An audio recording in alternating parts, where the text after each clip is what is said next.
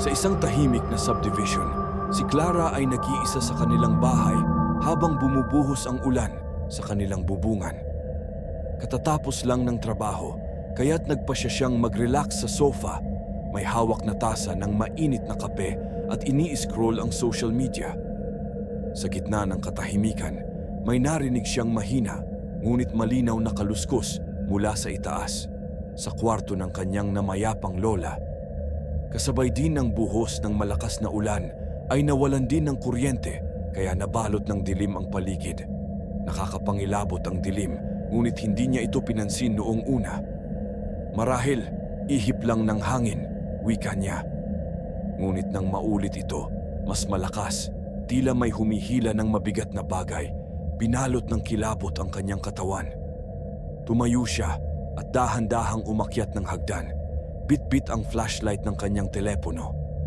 Sa bawat hakbang, lalong bumibigat ang kanyang pakiramdam. Pagdating niya sa tapat ng pintuan ng kwarto, napansin niyang bahagyang nakabukas ito. Huminga siya ng malalim bago maingat na itinulak ang pinto.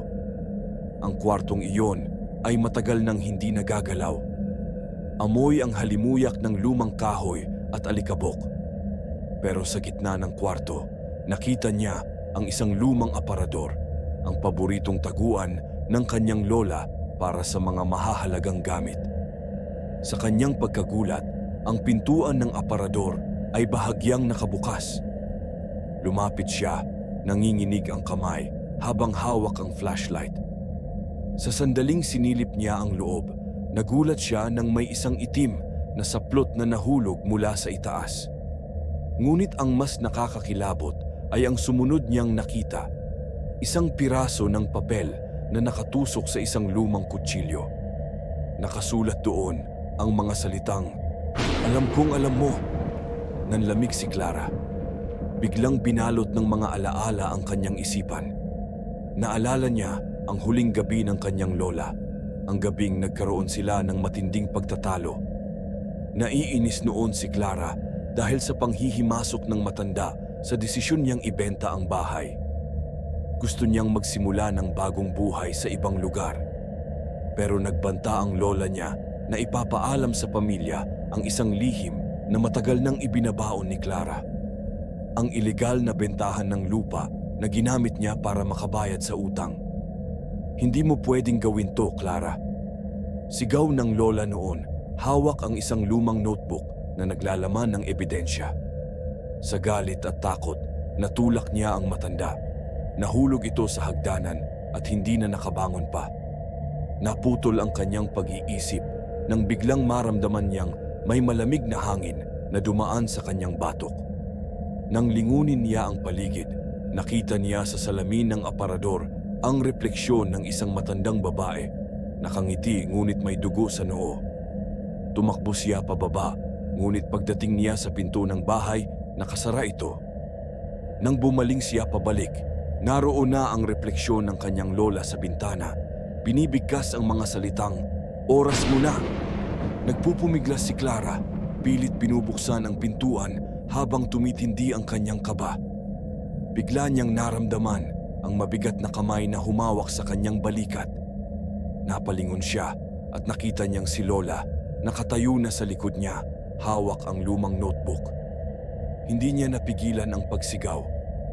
Ang sumunod na nangyari ay tila isang malabong bangungot. Kinabukasan, natagpuan ng kanyang pamilya si Clara sa sala, duguan ang mga kamay at walang malay. Sa tabi niya ay ang lumang notebook ng kanyang lola na may nakasulat, "Ang lahat ng kasalanan ay may kabayaran." Habang nagpapagaling siya sa ospital, napansin ng kanyang pamilya ang kakaibang kinikilos ni Clara. Madalas siyang napapatitig sa kawalan, binubulong ang pangalan ng kanyang lola. Sa isang hindi inaasahang pagkakataon, natagpuan nila ang lumang notebook ng lola sa tabi ng kanyang mga gamit. Nang kanilang buksan, tumambad ang mga detalye tungkol sa lihim ni Clara, kabilang ang ilegal na bentahan ng lupa at mga pahayag ng banta laban sa matanda bago ito namatay.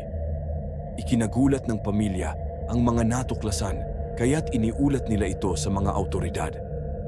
muling binuksan ang kaso at isang masusing investigasyon ang isinagawa.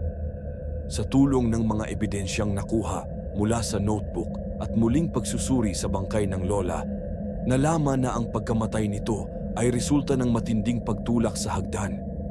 Isang gabi, dumating ang mga pulis sa bahay upang arestuhin si Clara.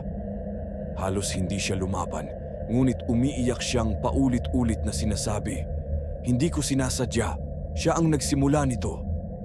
Nang siya'y humarap sa korte, hindi na itago ang kanyang lumalalang estado ng pag-iisip. Sa testimonya ng kanyang pamilya at pagsusuri ng mga eksperto, idineklarang hindi siya maaaring makulong sa karaniwang piitan. Sa halip, ipinadala siya sa isang mental facility upang magpagaling. Si Clara ay inilagay sa isang mental facility kung saan patuloy siyang binabagabag ng imahe ng kanyang lola. Paulit-ulit niyang sinisigaw, "Alam niyang alam ko. Hindi ko gustong mangyari iyon." Sa kabila ng pangangalaga, hindi na bumalik sa normal ang kanyang estado. Sa tuwing bumabagyo, sinasabing maririnig ang kanyang sigaw sa loob ng pasilidad. "Oras mo na. Oras mo na."